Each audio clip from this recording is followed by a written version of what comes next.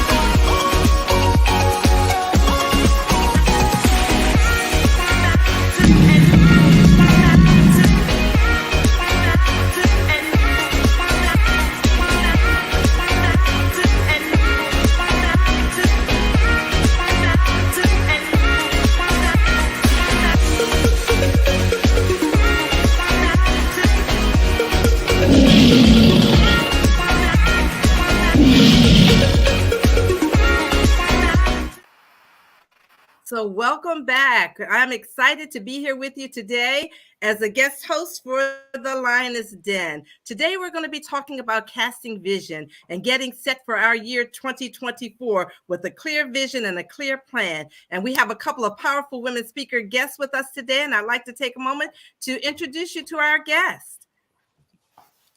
Hi, ladies. Hello. Good morning. I am so grateful that you all chose to come on here with me and accepted the invite as we're talking about casting vision for our 2024.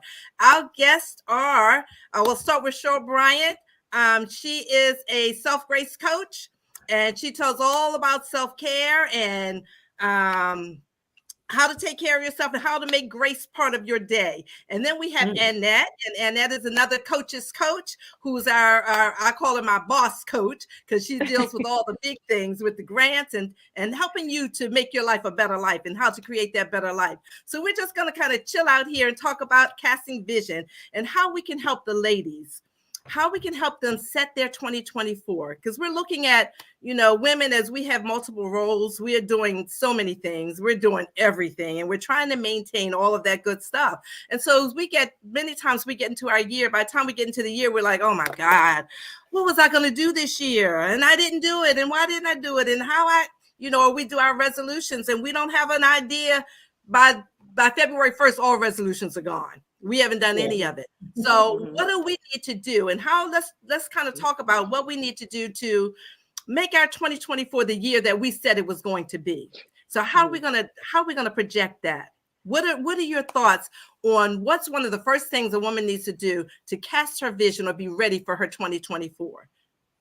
Annette, you want to start first? Yeah, I'll start first. I think the first thing we need to be is more intentional about ourselves, right? Because one of the things I realized, especially as women, as moms, as nurturers, like you said, we do all the things. We have all the roles. We do all of that. And we tend not to prioritize our own self and the things that we actually want to accomplish, right? We're going to make sure the kid's good. If you're married, you're going to make sure the spouse is good. If you're taking care of parents, I'm going to make sure my parents good and all this. And if I could get to myself, then I get to myself. No, that needs to be the other way around, right? Because what's going to happen is you're going to continue to do all the things for all the people. And at some point, you'll be depleted and not be able to do anything for any of the people, right? And so I think we have to be more intentional about taking care of ourselves first, making us the priority, and then everybody else is a trickle effect after that, right? So I think we have to be more intentional about taking care of self first. Okay. That sounds good. That sounds real good.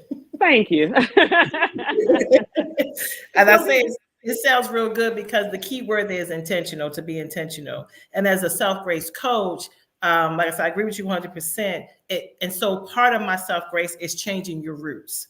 So part of that process of being able to make that transformation is being able to take the time to sit with yourself and really, really have that honest conversation with the woman that's in the mirror and being able to be honest with herself, because the myth in society for women has been, if you love your family, you put them first. And there's some truth to that, but I feel like they need to end the statement. So how do you put them first? Well, I put them first because I got to put me first. If I put gas in my car, if I put oxygen in my mask, then I'm gonna be available for anything and everything that comes up. And not only that, I'll be able to teach you how to start putting yourself first. You know, so it becomes a teachable moment.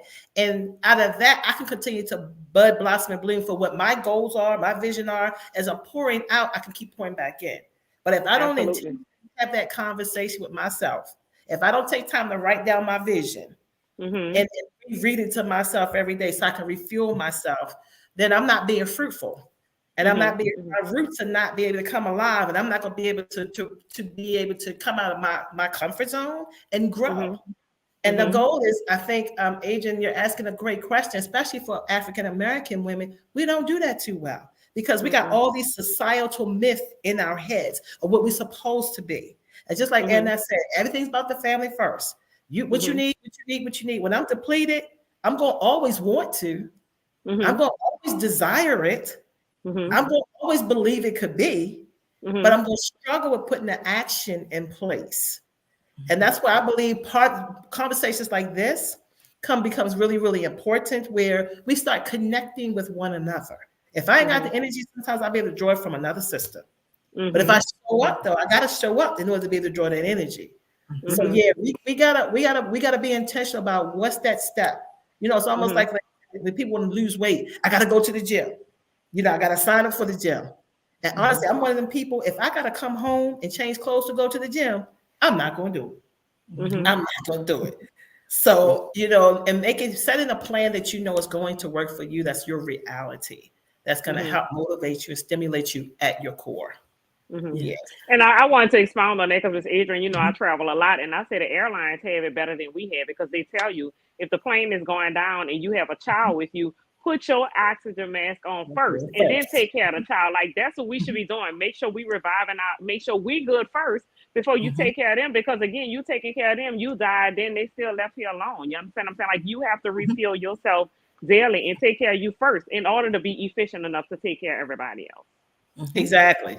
So so you can stay here, because when you grow up and leave home, and if things happen in the marriage and it don't last, it's gonna be you with you and what you gonna do with her.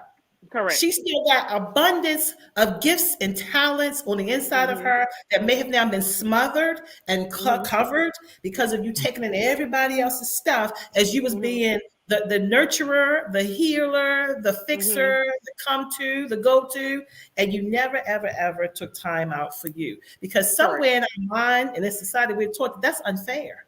And that's selfish. It's a healthy selfish, though it's a good selfish. Because the end reward of it is you begin to bud, blossom, and bloom and share and give birth to new things, to stuff that's in everybody else. But I can't give birth for them if I'm clogged up. I can mess around and abort what I'm carrying for me, and then I will never be, and I can never be. I think the thing we have to learn is that it's a choice. It's a choice that we have to make. So one of the things we keep throwing out and we keep mentioning is that you have to be intentional. And so for some, that's a vague concept. Give me some strategies or steps to being intentional. What does that look like? So I'll piggyback off the example she said about going to the gym. So that's, you know, that's everybody's big thing or whatever. I'm gonna go to the gym, I'm gonna lose weight this year, whatever. And you put it on the vision board and you have the picture of Beyonce on the vision board, and I'm gonna have a body like that, blah, blah, blah. And like you say, but if I go home after work, I'm not gonna go to the gym. Well, if you know your shortcomings and you know what I mean? Like, if you know that about yourself, bring your clothes with you to work so you don't have a reason to go home, right? We have to stop excusing ourselves from accomplishing our goals and then justifying it after the fact. Well, I was tired after work. You knew you were going to be tired after work. Why didn't you just bring your clothes with you, right? So set yourself up for success the same way you're setting yourself up for failure. Because I feel like when you know that about yourself and you honest with yourself enough to say, if I go home, I'm not going to go to the gym. So you already know that. So let's not go home. Let's not even give yourself a reason to go home. Bring your gym clothes with you. They have bathrooms and everything in the gym. Change your clothes in the gym and then go work out, right? We have to stop giving ourselves a way of escape from our desired successes, right? We give ourselves a way of escape too often, like, oh, I don't have enough time in the day. You have 24 hours. Let's try that again, right? Oh, I wake up at this time and and then I have to get the children together. Then I have to do this. Well, why not wake up an hour early? Let's stop giving ourselves a way of escape from our journey to success. Let's get on the journey and do the things necessary to accomplish all the goals that we want to accomplish in life. Yes. Right. I think that's a win-win conversation right there, because I love the way you said it, though. Just like you set yourself up for failure, set yourself up for success. So let's get rid of the excuses. And I think also, like you said, put it in the accountability process. Get somebody else on board with you. You know, we always need a buddy system. And so again, as women, we got to get out of these mindsets. I don't want nobody to know my business. I don't want nobody to know this. I don't want nobody to know that. One of the things I do as the co-founder of S5 Self Grace is working with women with changing your roots. Let's take the deeper dive, because we got all these strong women. We strong. Like, we got it down pat. Somebody call us, we ready. And if they ask, oh, I'm good, I'm fine. Are you really? Are you really? Right. Right. Are you really? I mean, if we checked your blood pressure today, what we gonna come up with? If we cardiac arrest. Cardiac arrest. That is so true. Every time, because it's a silent killer, honey, it will take you down. You just laying in the bed thinking you resting. It's going to take you right up out of here. You know, I just had a situation with a girlfriend was telling me about the same situation. She's been a runner and go-to for everybody in her family, and she didn't know. So when she thought her body was going through something, she said, I knew I didn't feel right. And then she said she was carrying something. It just dropped. Her hands just dropped. And she was carrying something else and just dropped. She said, so I decided to go to patient first because I figured my glucose level, my sugar was up. She said that nurse told her, I don't know about your sugar, but your blood pressure is at stroke level. You need to go to the hospital right now. She didn't ever think it. But you know what? She still was like, but I'm good. I'm going to go home first. I'm going to go home and I'm going to lay down first.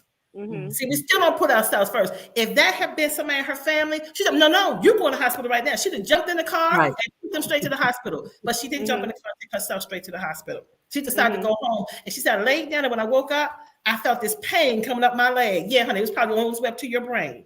And then she decided, let me get over here to the hospital. And wound up in the hospital for 4 days. Wow. 4 days, they couldn't get her pressure to come down.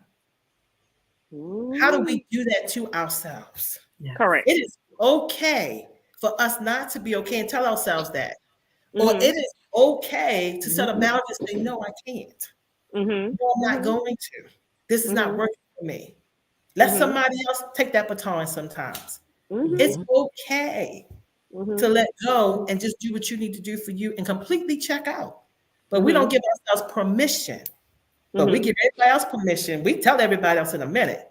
No, you need what you need to do. You need. But we never say, I need to do the same thing. And that's where I think we dropped the ball again. We got to start working on from the inside out. What's your roots? What have your roots been telling you? What's been the thing that has prevented you from doing or having that conversation with yourself to expose yourself to yourself? You know, that's another thing. We get scared because I've been there. Honey, procrastination has been my hangout for years. And then today I'm on here and I'm talking and I'm speaking out loud. But I was always, I ain't saying anything. Holding that gift in on the inside. But when I released that gift to me first, I was like, oh, I got to share it with some other folks. There's got to be some else out here who do the same thing. And every time I say it, they be like, me, yes, me. Thank you so much for telling me that. So the thing is, make it simple too. Keep it simple, sweetie. Keep it simple. That's good. You know, I was thinking about it. We're talking about all our different roles, and we think about our children and all those things. We have vision for everybody else. We're guiding folks and setting people in the direction that they should go. Talk to me about the importance of a personal vision. Ooh. I mean, so my thing is, well, I don't know if you know Miss Adrienne, but like my son just went off to college in August, right? So that was my baby. My daughter will be 28 this week, and my son is 18 now, 19. And a lot of people are asking me, oh, you know, you about to go through empty nest syndrome. I say, no, I'm not. And I said, let me explain to you why and this is what I truly believe. I believe women or parents or whoever go through empty nest syndrome because they've lost their identity in parenting, especially in motherhood, right? And so what happens is you get ingrained in the mundane of motherhood. Oh, I got to take care of these children. I got to bring them to the extracurricular activities. I got to make sure they go to school. I got to feed them. I got to and you get lost in that, right? And then you forget who you are. So you lose your whole identity. Your whole identity becomes motherhood, right? And then when the kids are gone, you don't know who you are. You don't know what you like. You don't know what you want to do. You don't know what your vision is because you've lost it in that role, right? I've not lost my identity in a role. Now, I will tell you, I had it one time, right? And when I started therapy about 10 years ago, my therapist asked me, what do you enjoy doing? I said, oh, I enjoy my work because my business is my passion, right? And she was like, well, what do you do for fun? I said, it is what I do for fun. She said, you can't be for real. I said, but I am, right? And she said, no, I need you to go home and do a homework assignment and come back with a list of 10 things you enjoy doing. And that was the hardest homework assignment of my life. And at that time, I had already had 2 degrees, right?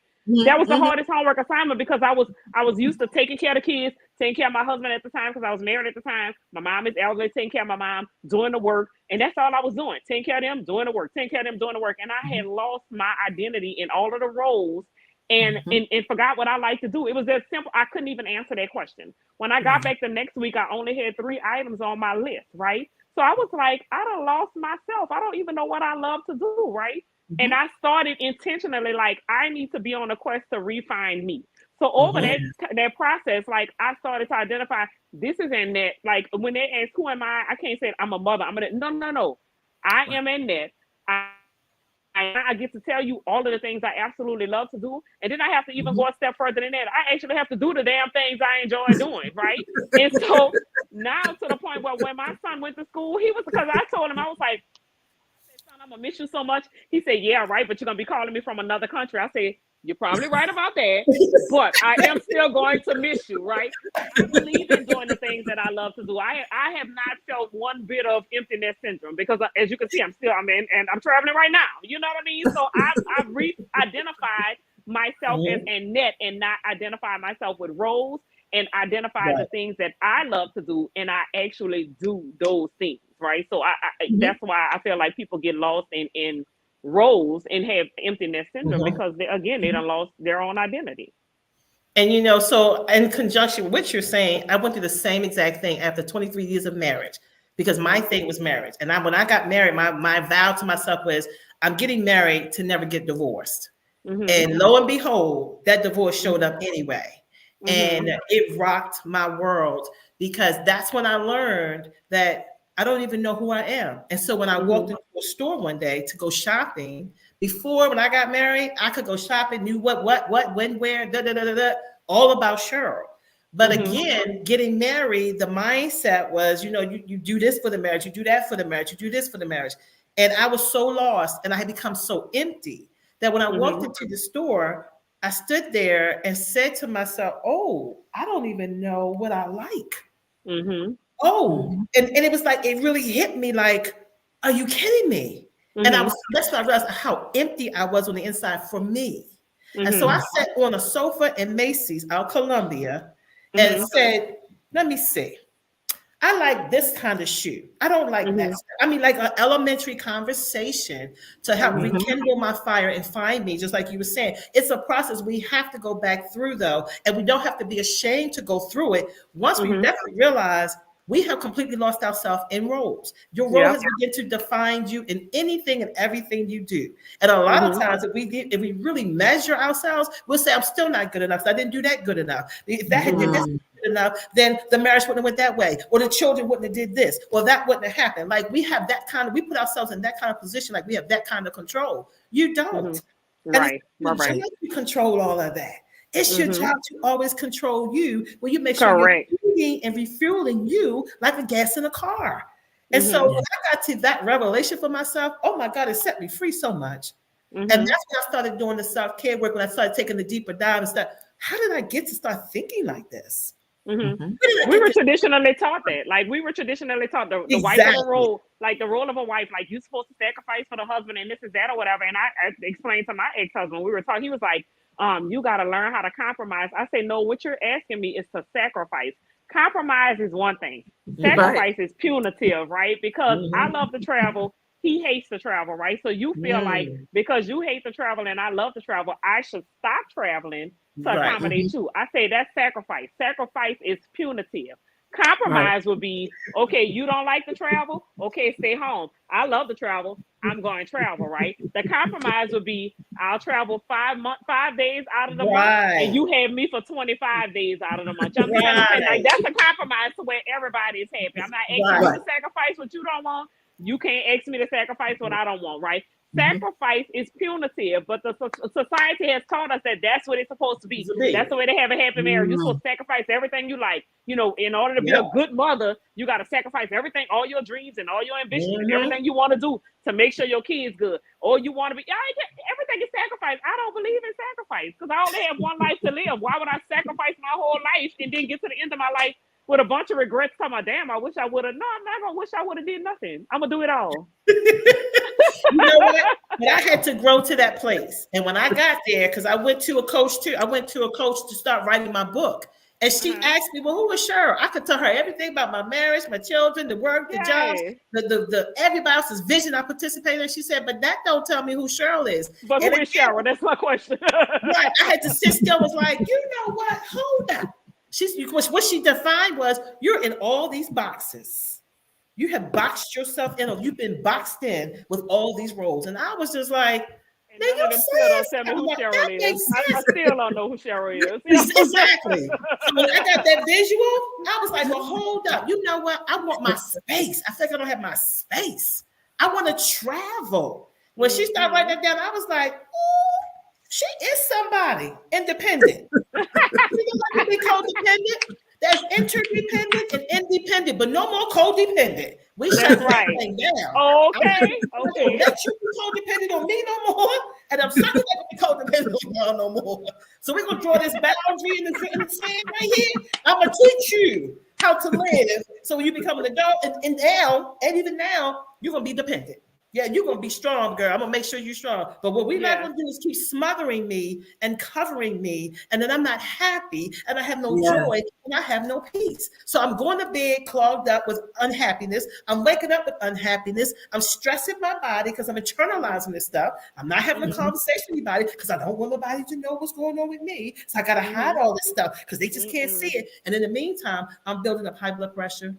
I'm not eating right. I'm on my killing yourself from the inside out. Yep. Exactly. I'm dying on the inside, killing my own self, killing my own stuff. Yeah, you don't want cardiac arresting. Cardiacally arresting, okay? And you know what? That's exactly what was happening to me one time. I think a couple of years ago, right around Christmas time, I lost my mother and my sister. I went to the dentist and they said, Miss Bryant, your blood pressure is high. We can't do this procedure. And I said, really? Because I don't feel nothing. They said, you don't have no headaches? Nope. You got no pain? Nope. So when they wouldn't do it, but when I got into the car, after keep playing it over and over in my head, it helped me to get in touch with my feelings. And all of a sudden, it's like the dam broke. And it's like, whoosh. And I said to myself, I'm not fixing Cheryl this time. Let me call my doctor because I need to have an appointment. And I had to plan in my head, she gonna do this, she gonna do that, because I do the research. Black women die, cardiac arrest first, and blah, blah, blah, blah, blah, blah, blah. And I got to her office, and I sat down in the chair. The tears started coming down again, and I couldn't stop them. Because we will stop the feelings, which stops the tears, which is a release.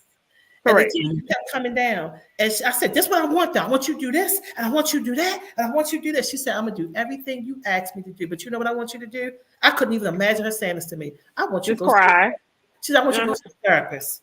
I was like, you know what? Send me, please, because I would have never taken myself. I was so happy.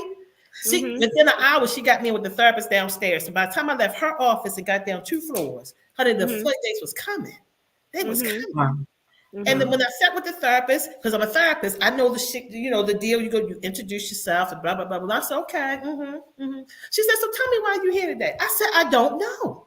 I can't figure it out because my head couldn't tell me.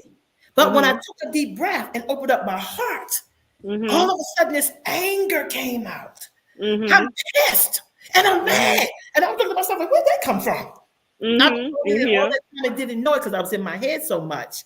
I didn't check my root system. My emotions is my heart, because the body keeps the score of the trauma that you've been through.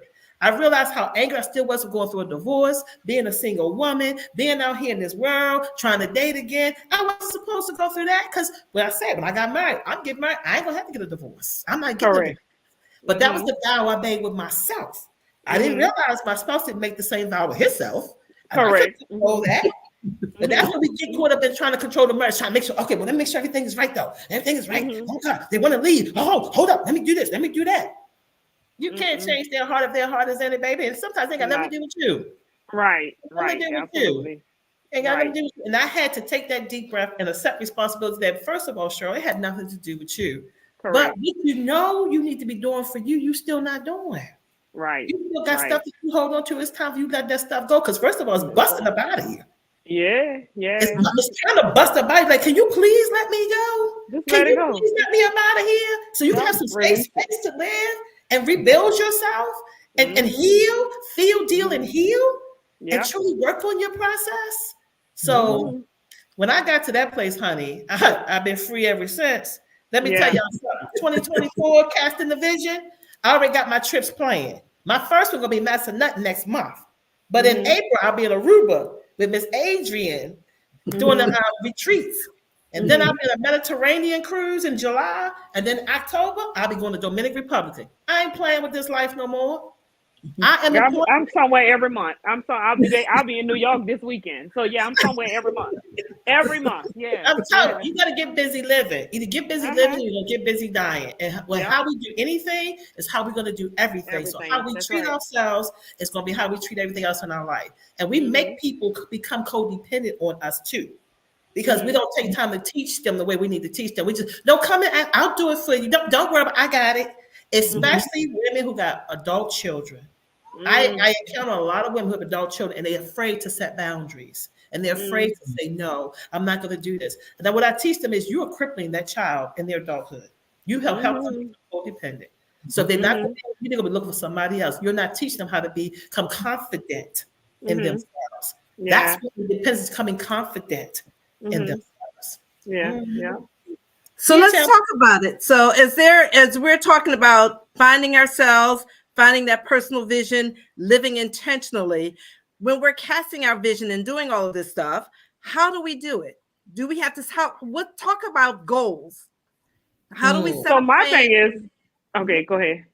Yeah, how do we set a plan and how do we establish goals? How do we make it happen? Because if we don't do that, we can have all the vision we want. If we're not setting goals, right, then we're not going to make it happen. So we like to use the SMART goal acronym for specific, measurable, achievable, realistic, and time specific. We want to use that acronym and make sure that we're setting goals. Talk to me, ladies, about what that looks like. So for me, goals are like faith, right? Faith without works is dead. So it's goals. If you don't put an action plan and take action towards those goals, then you're never going to see the full manifestation of any of them, right? And so I feel like I've been doing vision boards for about 15 years at this point, and I used to have vision board parties until I realized a lot of people will make a beautiful vision board and bring it home and put it somewhere and never manifest anything, right? Because they don't get the fact that visions don't manifest as a result of osmosis. You literally have to take action to do it, right? So I do more strategic planning with my clients now, right? What do you want to accomplish, right? And we break it down. So me personally, my goals are broken down into 4 areas. What I want to accomplish in my mental health goals, physical health, financial health, and spirituality, right? So I break it down into these 4 arenas. What do I want to accomplish then? And then I break it down even further, like what I want to accomplish the first quarter, second quarter, third quarter, fourth quarter, right? Break it down like that. Then I break it down even further, right? Because I believe that, especially like a big goal, you can't accomplish a big goal from one big leap. They have to be broken down into bite-sized pieces. So I'll use, for example, my goal is to lose another 50 pounds this year. But I don't tell my mind, hey, we're going to lose 50 pounds, because that sounds overwhelming. And so sometimes when you keep telling yourself something that's that big, the mind be like, girl, please, and then it just shuts down, and then you never accomplish it, right? Because it sounds so overwhelming, right? So it's not smart to tell yourself, I'm going to lose 50 pounds this year, the more rational thing to tell yourself is, I'm gonna lose 1 pound a week, right? Mhm. 1 pound sound way more attainable than 50 pounds, right? And so it's believable to me. So now I can convince myself, oh, I'm gonna lose 1 pound a week. Because realistically, we got 52 weeks in a year, but I ain't losing no weight for Thanksgiving or Christmas. I'm gonna eat the sweet potato pies. Let's just get past that, right? So let's just erase those 2 weeks out the equation. Let's work with the other 50 that we got, right? So I'm gonna lose 1 pound a week. So that's what I keep telling myself. So ultimately, by the end of the year, that's a 50-pound weight loss, right? That's something to focus on 1 week at a time, 1 week at a time. And even when I break it down, okay, this is what I want to accomplish the first quarter. How am I going to accomplish it? What I'm going to do this month to accomplish the first quarter goals? What I'm going to do next month to accomplish that goal? What am I going to do in March to accomplish it, right?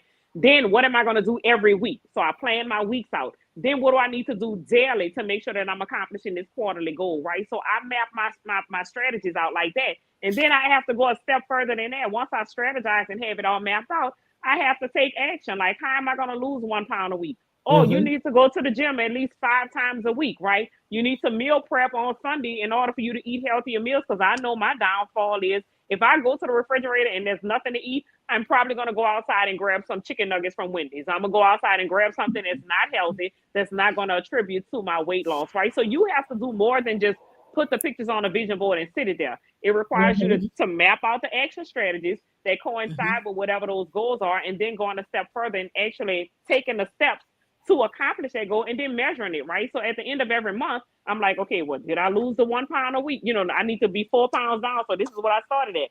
Am I 4 pounds lighter? Okay, no, you didn't. Well, what happened? And be realistic with yourself. Well, it's probably that dozen of donuts you ate that didn't, you know, that beat that or whatever. So being honest with I'm always really brutally honest with myself. I wouldn't tell y'all the word that I tell myself, like, you know what you did to not accomplish that. You know, I'm talking to myself real reckless and rough. So I'm like, okay, you know, you ain't have to talk to yourself that harsh, but that's what you understood. So now we know next month we can't do that. And then also now next month you got to work even harder because you got 2 additional pounds to lose in order to stay on target for the quarter, right? And so again, doing the vision, writing the vision, making it plain, that's your first step, right? But you literally have to create an action plan or strategy to coincide with that, and then take the necessary action to see that thing manifest. It don't just manifest because you put pictures on the vision board. Right. It doesn't. For me, some of the action also has to be, I have to say it out loud. You know, like how the word says we need to read it out loud or hear it. Faith coming by hearing and hearing by the word. By the word of God. I have to say it to myself out loud to bring accountability into the room. And because I can hide so well, I make sure I say it to somebody else.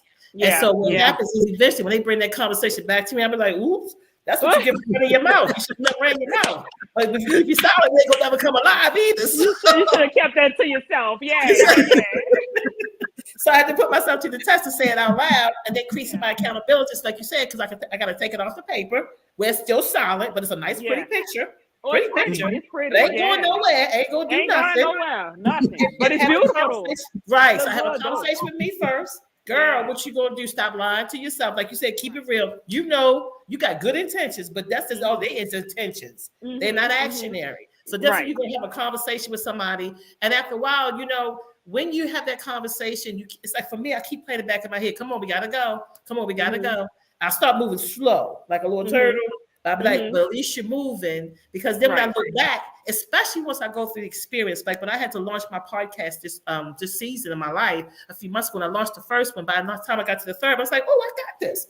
The confidence came, the boldness came, the strength came, you can't stop now. Even when I got to the point one day, I was like, oh, I'm just so tired, child. I'm gonna get on the screen and my eyes gonna be all wrinkled up. I ain't got no sleep, but guess what? I'm going. Right. That's right. So it's like you get that energy stirred up for even yourself. And you know, it's like one of them things again when we're working out. I remember when I went in the military, I couldn't do any push-ups before I got there. So somebody said, just start doing 1 a day. Like you said, just a little bit, a little dose. By the time I got to the third day, my body was saying, no, we can do more, do more. So then I just started pushing out more. And after a while, I was pushing out before I even got there. I could push out 2025 and the amount of time it was required of us to pass the PT test, the physical test. And I'm just like, that's the same thing we have to do here. It's all the same thing. You got to put the work in, and you got to know that you're valuable, you're significant, you're important enough to birth this thing, whatever it may be. Because if you look at the vision is that's the goal we try to get to. You know what I'm saying? So I keep looking at that vision that, okay, I'm pushing hard, but why am I pushing hard? Oh, because I want more money in the bank so I can travel when I want to travel. I don't want to have a credit card. I don't want to have debt of the yin yang. I want to have money sitting here for whenever I want to. Now, I'm a food and I like to eat. So I like when I go to a restaurant, if I see 4 or 5 things on the menu, I don't want to be like, oh, I can't afford it. Give me all 5. And then I'll share it with people when I get home. I'm gonna taste this, I'm gonna taste that. Box it up for me. I'm gonna take it home. The family gonna finish it. And that's exactly what I do now, because I don't cut myself back, because I'm significant important. I make sure I'm pouring into me. I make sure I'm staying fruitful. I'm checking my root system. Anything get in here, Cheryl? Any roots in here? Anything blocking you? Anything trying to stop you? Anything trying to build up fear in you? You got to go. You got to go. And most of the time I learned it when I have conversations with other sisters, they go through the same thing. So I go through about myself anyway. And that's why the conversation becomes so important, because you'll find so much laughter, and we know laughter can do good like a medicine. So we're getting more energy and happiness in our environments, because we're pouring back into ourselves. We're taking time to rebuild ourselves in the smallest way, but small steps. Yeah, absolutely.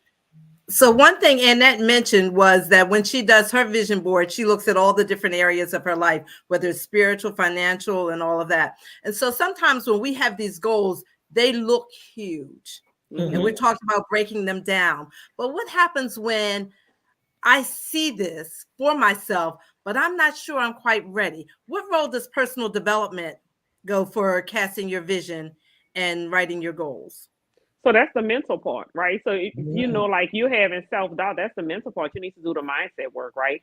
So whether or not you go to a therapist like myself, I mean, Cheryl, or, you know, get somebody that does like mindset coaching, whatever it is, and none of this manifests if you don't believe it, right? Like manifestation is literally you setting your mind to something and just believing it. I don't care how delusional it seems, right? People say, oh, you're delusional. And I say, no, I'm faith in it, right? Because I believe it, right? Faith is the evidence of things that's not seen, right? Substance of things hoped for, and the evidence of things not seen. I'm hoping for it. I don't see it, but I still believe it, right? When God show you a vision, it ain't real yet. It's real to me because I see it and I know it's gonna manifest, right? But if I tell it to somebody else, they're gonna think I'm crazy, right? But I'm not crazy. I saw the vision, right? That's all a vision is. You seeing what's gonna happen before it happens, right? And so you just need to follow through with that. Like it's really all about you setting your mind to a thing, understanding what God's vision is or whatever his plan is, having a heart to believe it, right? Just believe it.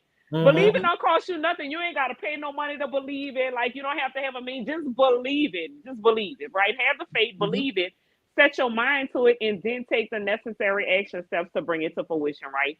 Just believe. Like once you believe something, right, and have it set in your mind, like so a man thinks, so is he. Once you believe it and you set your mind to it, you're going to do everything it takes to bring it into fruition. I don't care how many hurdles, I don't care how many failures you encounter. Once you believe something and can set your mind to it, there's nothing that's going to stop you from accomplishing that thing. Like nothing can stop you. So for me, again, you know, I definitely connect with everything you said, and I start with the whole therapy piece because that's where I come into play for the coaching piece, where I'm doing S5 self-grace, how to be good, gracious, and kind to yourself by taking a deeper dive. So a lot of times barriers that holds people up is the fact there's something on the inside that, again, the mind is not in tune with. The mind has been an escape place, the avoidance. I'm in denial. I want to deal with that. I can't deal with that right now.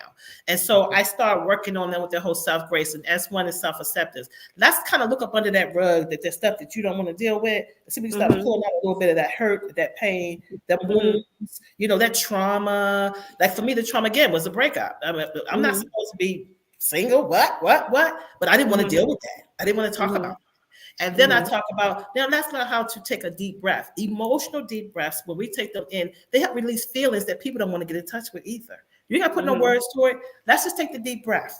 When I've done that with a lot of clients, up came a lot of feelings, emotions that's been sitting there, again, waiting to be released because it's attached to the experience. So it's holding the experience captive on the inside of you, and you can't unclog it on your own if you take that deep breath. But again, 2 is always better than 1. So seeking out some clinical help or whatever you need, a pastor, somebody to help you get to that place. So just breathe. Let's just breathe. So many people are afraid to take a deep emotional breath.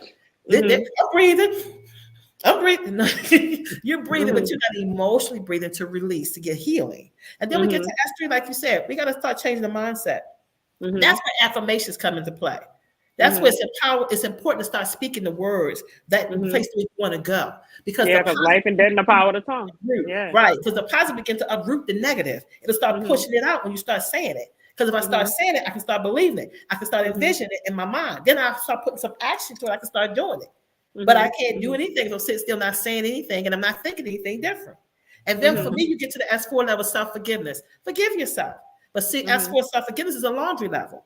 That's why I have to forgive people. That stuff in my space has got me clogged up. And the stuff I've done to put stuff in my space that's clogged me up as well.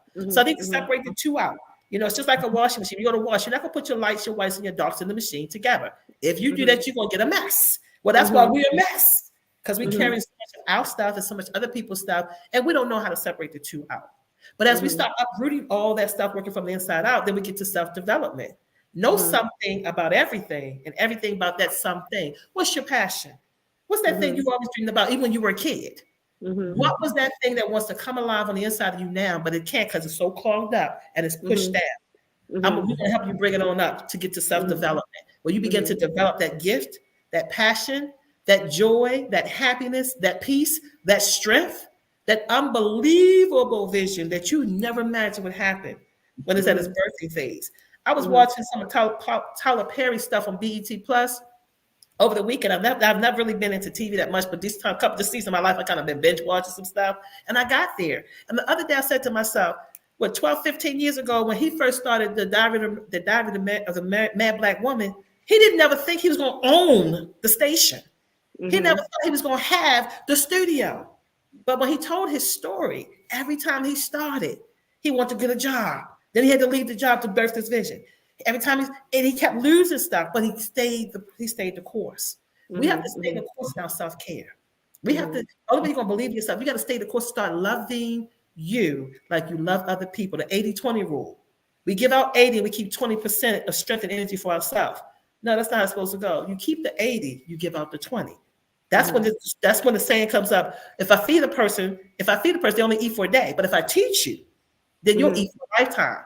And that's releasing you, giving you strength. But then I get to pour back into my strength as I've shared with you. But I don't take on the responsibility of living your life for you and providing for you all the time. So, So if we were to, as we're beginning to wind down here, and it's been just powerful, if you were to give the ladies 2 or 3 steps, or keys or strategies for making sure that this year, 2024, is the year that they're creating their best life yet. Because we know it's not going to be their best life, because the year after that's going to be better and better and better. So this is their best life yet to date. What are 3 strategies that you can give them?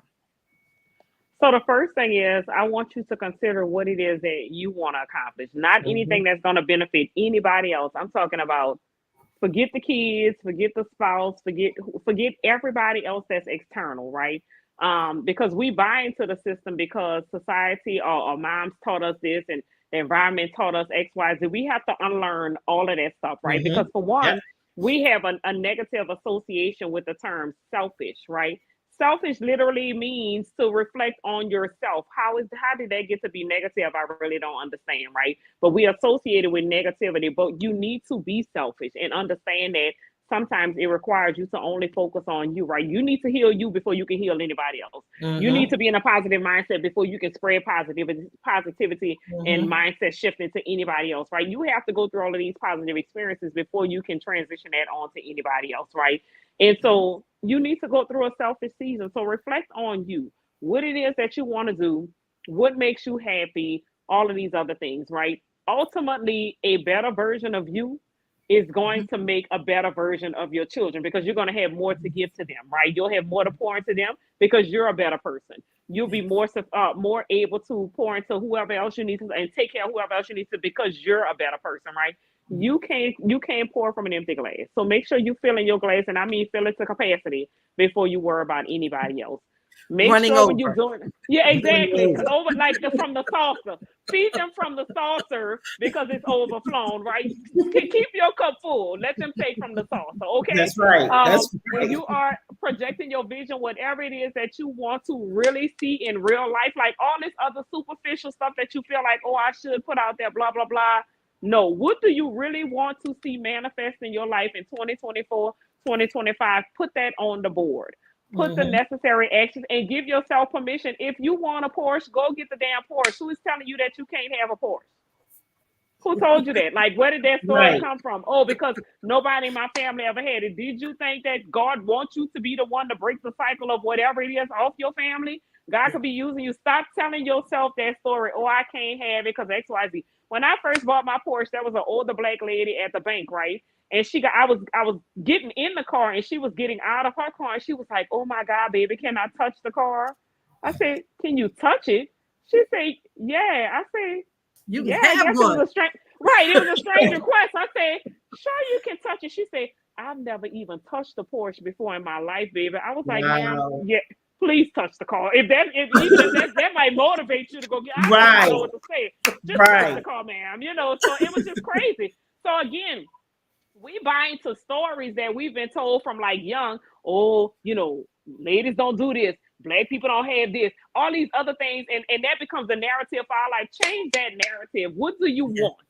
Go after whatever. There's nothing off limits. Like I said, you can have the desires of your heart, whatever it is. He didn't put restraints on desires. He said you can have it. Just ask for it in Jesus' name. Believe it. By faith, you can have it, right? Believe that. Whatever God said, believe that. I don't care what society says. Society done told me a lot of things. They done told me I'm supposed to be failing academically because I was born to a single mother household. I didn't even know I was supposed to fail out of school until I read the statistics, and I had 2 college degrees at that time. That I was like, Lord, I was supposed to fail. I didn't know this. You know, society said a whole lot of things. Stop buying into all of that. Determine what it is that you want. Have no limits on it. Have no barriers on it, and wholeheartedly go after it. I bet you're going to see the year that you want to see, 2024 and beyond. Yes, all of that. All of that. All of that. All of that. You got all of that. What you want. You got to know, and it's not always easy when you never knew what you want because you kept giving so much. Take a few minutes. And the thing is, challenge yourself to do something that you want to do and you have never done it. So for me, when I kind of got fired from a job that God told me I shouldn't have been in, from a 9 to 5, when I got fired unexpectedly, it was crazy. I woke up one morning and I felt something in my spirit, and it was like, God, what is this? Father, what is this? So I want to say, on your spiritual side, make sure you're taking time to build your relationship with the Father. Sit still with him. He will definitely help you identify every part of you. He will join you in every area of your life and show you, give you wisdom of how to make it the way you want it to be, where it fits you perfectly. When I started writing my book, one of the things that came out in one of my sessions is I numbed my feelings because of my faith, though. I kept flipping. No, God wanted this way. No, God wants me to be. No, God wants me to be like this. No, I have to be like this for the Lord. And he was like, who told you that? Who told you that? Who told you to do that like that? That's what you said in your own mind. Yeah. So I started saying, okay, God. None of them. Right. So I started saying, Father, so I don't have a myth. This is what I'm reading. This is what I'm thinking. This is how I'm feeling. What you say, Father? Make sure you invite him in on everything. Honey, let me tell you something. He's something else. He's he's so sweet and nice all the time. He's like, girl, please. He not. I love the statement, life be lifing. And the Lord sent me a word 2 weeks ago. He said, life be lifing, but you need to be disciplined, doing disciple work. I was like, oh, but you hit me with the life be life in my own words, God, for real. Go down to earth. Us to be that way. He talks so reckless, though. Just be you. So reckless to you, you know. He's so reckless sometimes. I'd be like, you ain't have to talk to me like that. He'd be like, I did. No, one day I was driving and I said, look, Lord, I'm tired of being strong. I'm just gonna be weak. He said, well, when you're weak, you're strong. I said, oh, okay. So when I'm strong, I'm strong. And when I'm weak, I'm strong. Got it. Okay. So then another day I was like, you know what? I'm tired of fighting. He said, girl, you ain't never fought. He said, the battle mine. I told you put on the whole armor. I ain't never told you to fight. I fought your battles. I was like, you always been trying to check me. Let me tell my story. Let me tell this the way I want to tell it. You always interrupting people too. I love it. I love it. And see, and this is what the gathering about. This is what women, how we need to come together. Because we produce so much healing just in conversation with one another that we know how to pray for one another. But we got comes sogging just woe is me all the time. It's like, girl, what? Tell me about that. Tell me how you really feel about that. Oh, but what you know I should have did. That's what we're talking about. Let it all come out how you really feel about a thing. Cut the niceness. That's just bull crap. And our problem is we give away our niceness that we're supposed to be giving back to ourselves. We're supposed to give away wisdom, but we keep nice for you. Because nice is your standard you keep giving away. God didn't tell you to do that. He did said, I need you to keep that for you to recharge your energy. Get your oxygen going. I got work for you to do. And I got places for you to go to enjoy yourself and have longevity of life. Yes. So the thing is, the last thing I'm going to say is, this last thing I'm gonna say is, so when I got fired from that job and I was back at home by 10 o'clock in the morning, God said to me, Cheryl, what is it that you want to do? I said, you know what, Daddy? At 11 o'clock in the morning, I want to be able to go to the movies. He said, well, why don't you go? That set me so free. See, it's that kind of stuff but in my head, the traditional thinking, the world we're thinking, no, I can't do that till after I get off at 5 o'clock because I got to go to my 9 to 5 job. Because I should be working at 11 o'clock. Exactly. Right. I'm supposed to be working. And God was like, I'm trying to break you out of some mindsets that ain't going to go where I'm trying to take you. But if you take that mindset, you're going to shut down. Right. Exactly. If you take it with you, you're going to shut down what I got in store for you. So I'm going to need you to minimize that mindset and take on the mind of Christ. What I say? He said, what I say? I want you to think of these things that are just, that are pure, that are lovely. Come on, that's what I want you to be. That's what I want you to focus on. That's what I want you to meditate on. So, ladies, look, come out your box, bust out your box, take the risk, take the leap, write the vision, and then put some actions in place and do something that you haven't done that you really want to do. Take the trip. Take the trip. Take the trip, sis. Take the trip, sis. If you don't take nothing else away from this right here, take the trip. That's it. That's the answer. Okay, that's it. That's all. Take the trip. Take the trip. So, ladies, it has been a powerful hour, and we are winding down now. And so, one of the things that the Lioness Den always encourages us to do, and the speakers to do, is we need you to take a minute and just to encourage the woman, to just leave an encouraging and inspiring message for the women. And then after you do that, I want you to tell me where they can find you, how they can connect with you after today, because I know they want to connect with both of you after today. Well, absolutely. Again, I am Annette Nicole Jones. And if I can encourage you all to do anything, love yourself as much as you love everybody else on the outside. Internalize that love, internalize that grace, show yourself grace because you are beautiful and you are deserving of everything that God has in store for you. So don't deprive yourself of anything that God is trying to give to you for the sake of taking care of everybody else. Take care of you first, sis. I love you. I appreciate you. I appreciate you for being who you are, and I want you to appreciate yourself all the more. I can be found on every platform. Right now, I am Annette J. Morris, M.A. on Facebook and on Instagram. The name of my business right now, we're going through a rebrand, but it's still currently Go Getter LLC. We provide coaching and business development services for female entrepreneurs to help them convert their passion and what they're passionate about into a 6 to 7 figure income generating business. So we do grant writing, we do business coaching and consulting, as well as nonprofit startups. So nonprofit startups, social service agency startup, consulting work, and all the things or whatever. So we are passionate about helping you to make the gift make room for you, as the Bible says. So I live on biblical principles, and my business is built on biblical principles as well. Thank you. Annette, do you have anything coming up that they can catch that you need support with? Or so so they'll probably be interested in the Wealth Society. So I have what's called a Wealth Architect Society, where we are helping families to build wealth. We're starting off in grants. So we're teaching you every month, we're teaching you how to, we're providing you with grant leads where you can write and submit grants for your business to receive grant funding. We help you with through grant applications. We have a monthly Q&A that's based on anything on wealth building for your business, because I have a business that has multiple streams of revenue for longevity purposes so that I can leave a legacy for my family, and I'm helping other entrepreneurs to do the same thing. So the society is either $37 a month, and like I said, you get all of that information. Every month you get hundreds and hundreds of grant leads, or it's $300 for the entire year. So we meet twice a month physically. once a month for a Q&A session, and then once a month where I help you to complete a grant application. At the beginning of every month, you receive hundreds and hundreds of grant leads. Thank you, Annette. You're Cheryl? welcome.